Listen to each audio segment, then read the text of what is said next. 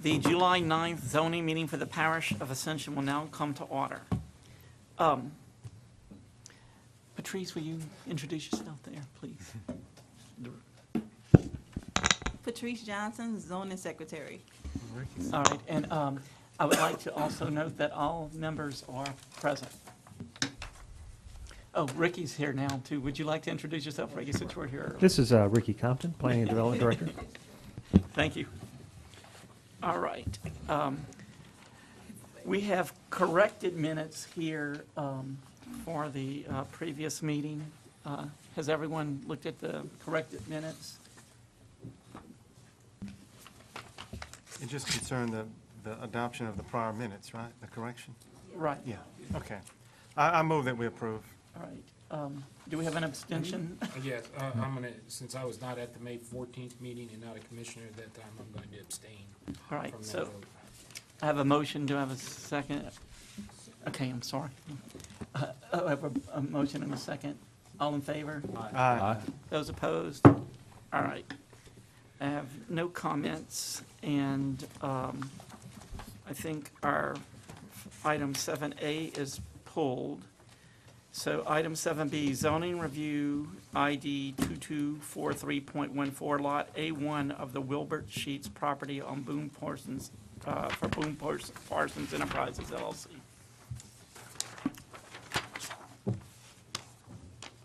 Do we have anyone? If you recall, actually the last couple of zoning commission meetings, we've had pieces of property that have come before you that are very similar to this one. This is a scenario, and this is a scenario where it's kind of like a hole in the donut. The property's surrounded by the city of Gonzales. This was kind of some leftover pieces that wasn't annexed, and so we're just the applicant is wanting to rezone that property to more something that's similar to what's surrounding it. All right, do we have any discussion here? Open a public hearing. Does anyone, would any comment, anybody's found on the corner? Okay, I'm gonna close the public hearing. Is there, I move that we recommend approval to the Well, council. The piece north of that, that's still conservation? Am I seeing that correct? That's the one we changed, huh? Didn't we just change, yeah, did we We've change done that? we've done two lots so far. Right. And so it is, north, they were smaller lots. I think actually the first little kind of piece, to the east, the piece right above that was one of them, and then the piece directly north of that was another one. Is there another Is this going to be piece? the last one, or there? I think there's. Okay. So this isn't showing the proper zoning right now? Well, it's showing the zoning currently because those others have not made their way all the way through the process to get rezoned. Okay. Well, We tried to get them all together and have one big party, and We tried. you tried, huh? We tried. Okay, I second the motion. That all was right. okay, I have a motion and a second. All in favor? Aye. Those opposed? All right. The next item is item 8A, site plan review, light industrial development standards for Aquila Ventures LLC, Matthew Torrance, lots 4A, 1, 16, 17, and 19, Ascension Industrial Park.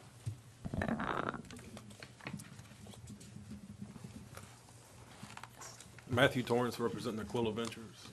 And Heather Madden representing Salco Construction. Glenn, you would like to make a comment about what we're doing, or? Just for your purpose. Okay. Staff? Okay, so staff comments, we have a couple. So the first issue is the exterior of the building.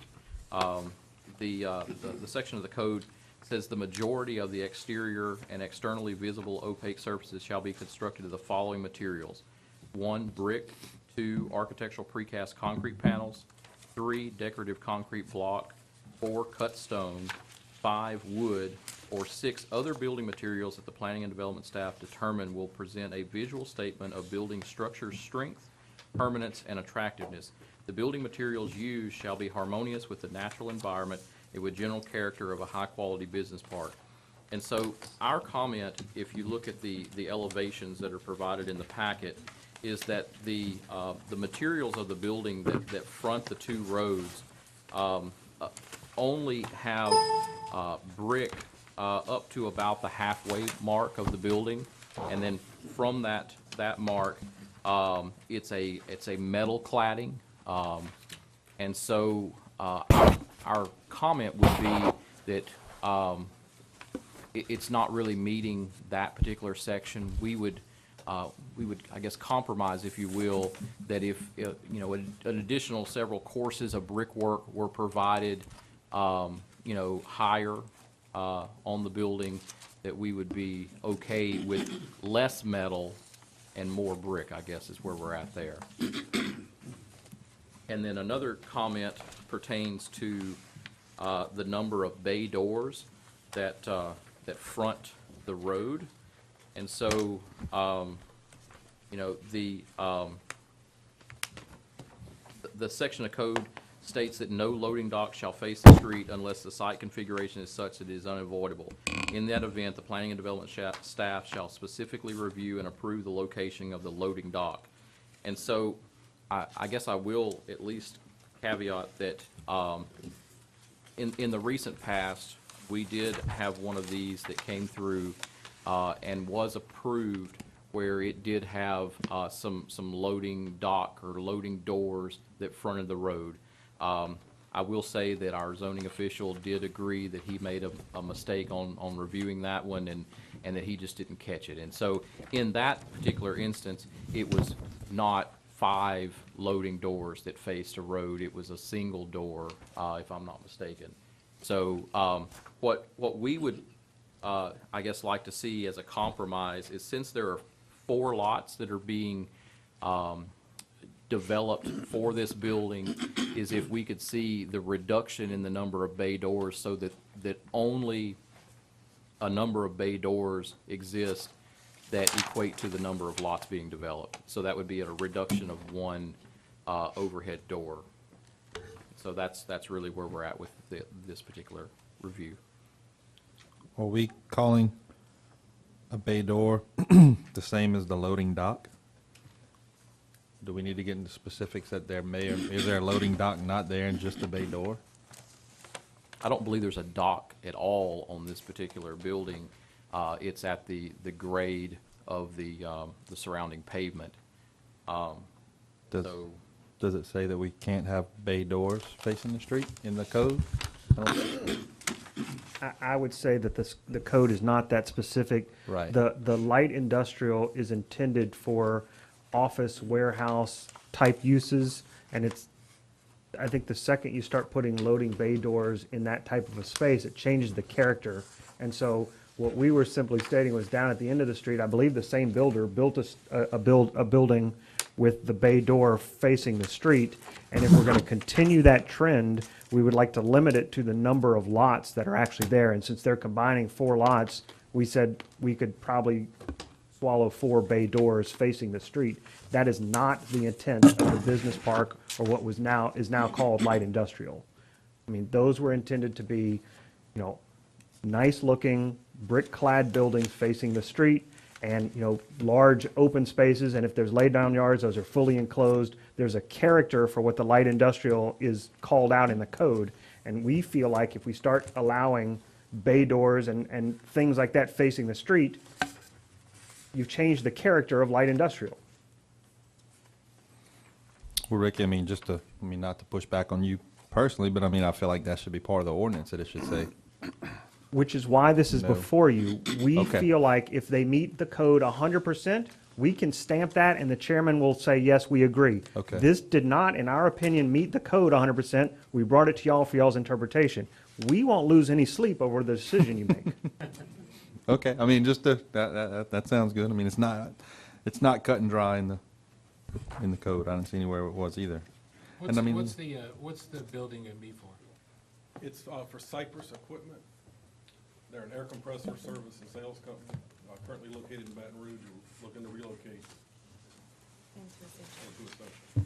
So they'll be manufacturing or storing them, or? They do some modification to the equipment. They package compressors. They do light service on the equipment. Okay, It's not gonna be a dock distribution Yeah. type setup.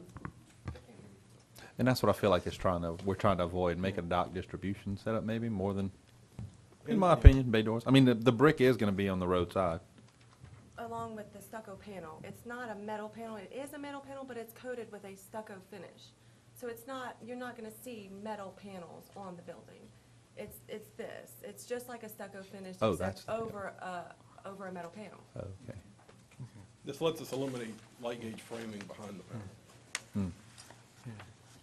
And Are those doors, are they pull, is that a pull-through structure? I mean, do they go all the way through? there are doors on the opposite side. There will be no traffic through the building. And there are 10 doors. 5 are located on the backside. I mean, I feel like it's an arbitrary request to say go from 5 to 4. It doesn't seem like it'd make much of a difference, in my opinion, on this area. look, yeah. If you're gonna put 4, you might as well put 5. It's just me. Yeah, I agree with Josh. The landscaping, yeah, that does sound If you're gonna put arbitrary, 4, I agree. 5, just put. The landscaping that's along Industrial Drive, doesn't really say what it is there, but can you elaborate on what the landscaping is proposed to be?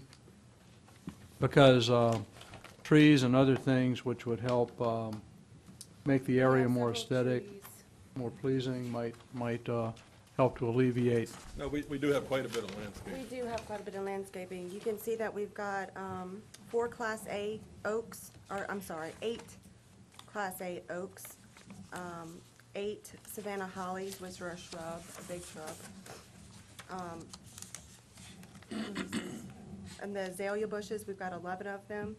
And then we've got several 50 4-inch pots of ground cover. So we What- do have, we have a fence also that's covering half of the, or 2, what is that, 2 of the lots, 1.5 lots. Then the back part of the building is also fenced off. So we do have plenty of landscaping going around the front and both roadways. Can I see that material again that's gonna go above the brick? You have that? Can I see?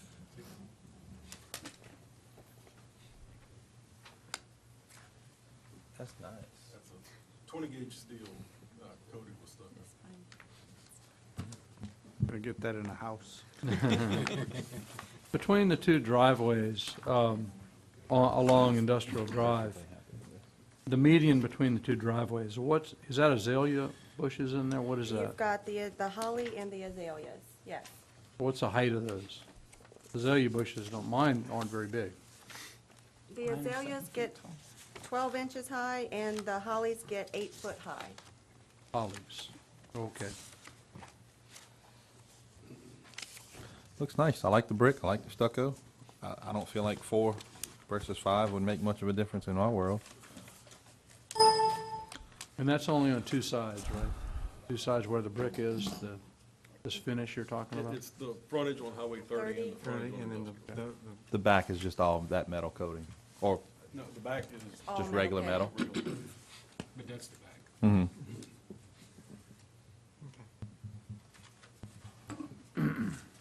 So this requires our approval?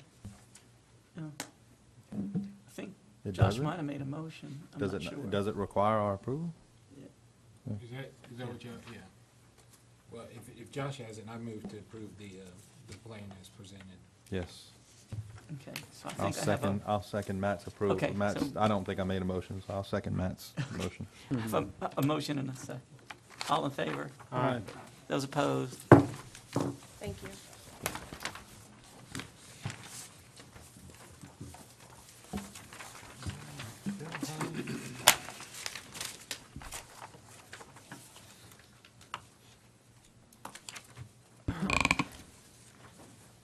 Next item is 9A, zoning review, ID 2432.14, public hearing to remove from the official zoning map as a historical site Ashland Belle Helene Plantation for Shell Chemical. sir. Hi, Kevin Hardy, representing Shell Chemical Geismar site, just to answer questions if you have any. You guys So have what's been the reason, patient. why are y'all doing this? Why are you requesting that? The, really, in fact, it's spelled out pretty well in the initial request, essentially just to give us some flexibility. We've got some, potential expansion possibilities over the next few years, and it'll just give us some choices. I hasten to point out that none of this would impact, obviously there's the historic site area that is established. This is a National Register site, and so it would have no impact, would not impinge on that at all. It's just the additional Adjacent parish property. overlay that we're trying to get an exception for. And no building plans are specific for that. It's just we need some flexibility. I'm sorry. Now, I was just going to ask, how far beyond the historical site where the green is around Belle Helene does the historical, The site overlay is an additional 250 feet. around the two sides Beyond that are not the- on the road? Beyond the actual designated historical site, which is a federal designation. And he knows more about it than I do, so this is Brad Yarborough. So if you drive down Ashland Highway and then you see the fenced area around Belle Helene and you take a right on the River Road, there's also a fenced area that surrounds the house proper. That whole area is considered a historic zone or historic area. And we cannot encroach on that portion of it at all without proper approval through SHPO, State Historic Preservation Office. So, I'm just curious, I know it has nothing to do with this, does Shell plan on restoring that house at any time? Shell has I don't have the complete answer to that question. We do have funds where we maintain it in situ.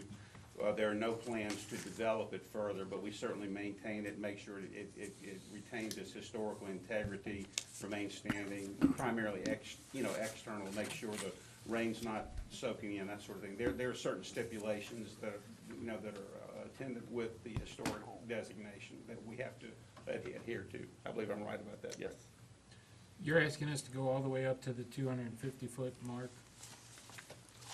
Yes. I'm looking at a map here, it says lot buffer 500 feet, lot buffer 250 feet. That's where you want to expand to?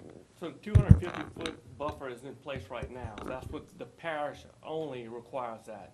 The state doesn't require it, the federal government doesn't require it, only the parish requires it. So we're asking for that 250-foot buffer to be removed, Okay. and we only comply with the state and federal requirements. That- which will they're give- Which is the 250 black foot. line. Which is, I don't have that. The state and federal requirements You are the want, red you want to line. be able to develop all the way up to the black Correct. block? Correct. Okay. Okay. The And parish I would requirement- also point out that there's significant tree coverage that we wouldn't, that we wouldn't even encroach on that. This would be up to that point, so. And I add too that any projects that will be done in that area will still have to be approved visually through SHPO, through the State Preservation Preservation? Office. Really? And we've also had conversation with them about possibly developing a pasture along River Road. I see the tank farm right there. Would the tank farm be coming further this way? You don't know? No idea, no. It'll just give us some flexibility if we ever want to expand, be it a road, Right now, Provides you- an access point from River Road as opposed to from Ashland to, for heavy hauls to bring things in, that kind of thing, rather than, I don't So know right- if that's an advantage, I don't know, but.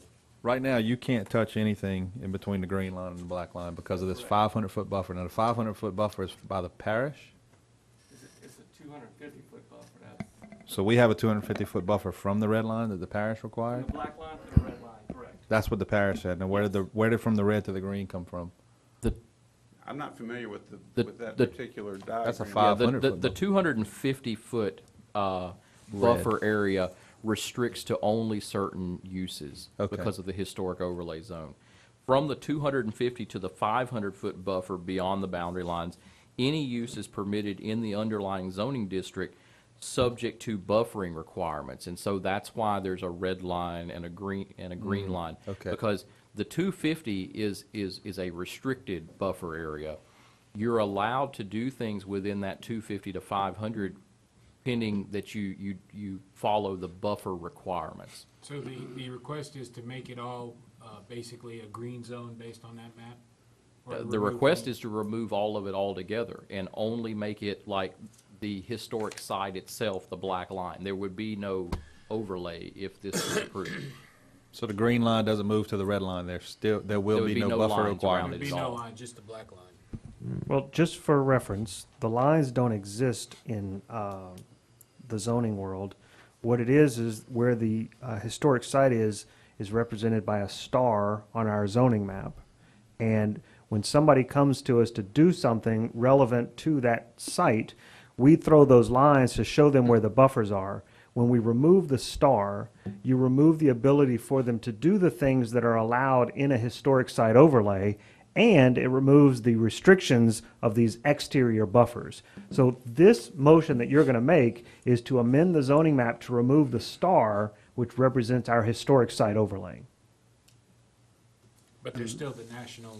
Right, that, register. we're not That's- affecting the yeah, that state we or the can't touch. national. This just Okay. removes it from our, so if they came to us tomorrow, after the star has been removed, and said, hey, we want to do a restaurant, we'd say, no, you're zoned industrial, you can't do that. But if they're still a historic site, you have, bed and breakfast, gift shops, all these things that are written basically so plantations can do things on their sites. And they own the plantation. They do. They want to remove the designation and say, we're just going to keep it on the National Registry, and it's just going to be a place. We have no restaurant plans. No bed and breakfast? A good conference center, yeah, whatever. Okay. So this would be a recommendation to the council. This is a public hearing. Uh, I believe so. Well, I haven't opened a public hearing, but I will open a public. And the staff recommends this. Yeah. Okay. Public hearing is open. Are there any speakers that want to speak to this? All right. I move we accept we recommend to the council to remove the buffer zones. As recommended by staff. I second. We have a motion and a second. All in favor? Aye. So moved. Fine That'll job. be patient. Thank you very much. Thanks. Thanks for your patience for Do you have any- sticking do you with have us any all comments night. on subdivision plat layouts? All right. Help us with free board. Wait 3.5 hours. All right. I know. I feel slightly guilty. All right. Okay, item 10B, zoning review ID 2409.14 for the new singular wireless PCS LLC. Stan? Oh, there you are. Hi. Chip Lyons, 201 St. Charles, New Orleans, here on behalf of AT&T Wireless. On this particular matter, item 10B, for the Highway 74 site, we're going to request a 30-day deferral on this one. This particular site, the tower location is adjacent to the Dutchtown Meadows re-subdivision that was on your, pulled from the agenda for your prior meeting. What's happened is that the AT&T has a lease for its tower. There's access drive in there. That access drive in its current location conflicts with the proposed Dutchtown Meadows re-subdivision. We are in conversations with the developer of Dutchtown Meadows to try and move that access drive to a different portion of the property so there wouldn't be a conflict, but that's still being reviewed by AT&T, so we're requesting a deferral at this time. All right. I move that we defer. Second. Oh, you stayed here All all in favor? night to get a deferral. Well, I've got one more. Yeah. So I have a motion and a second. Aye. Aye. All in favor? Aye.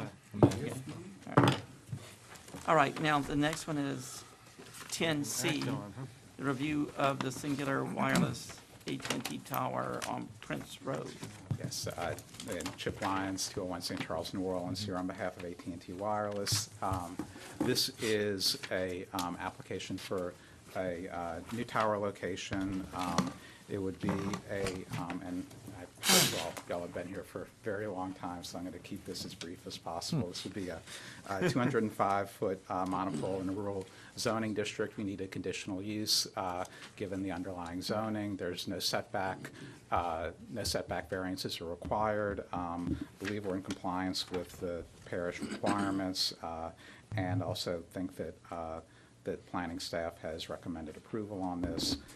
I'm not aware of any additional comments that they have, and I can certainly answer any questions you guys have about the application. Thank you. Does staff have any comment? No? Like to open a public hearing? Anybody here to? Doesn't require a public hearing. It doesn't? All right, then not, in that case, do I have a motion? Second. Okay, all in favor? Aye. Thank you. All right. Who's second? Choose somebody. Put me down. All right, staff report. We don't have anything at all. Thank you. Move to adjourn. Staff report. No report this time. Don't look like it. Yucking it up. Why did they, I guess they were selling the land to AT&T. No, I don't know what it was. I was gonna ask to improve my AT&T coverage when I'm going to Port Vincent, No, no. because it always goes out right around it. Give him a call. We didn't adjourn. I think we have a staff report. No, they said they had no. None? Okay, do I have a motion to adjourn? I move to adjourn.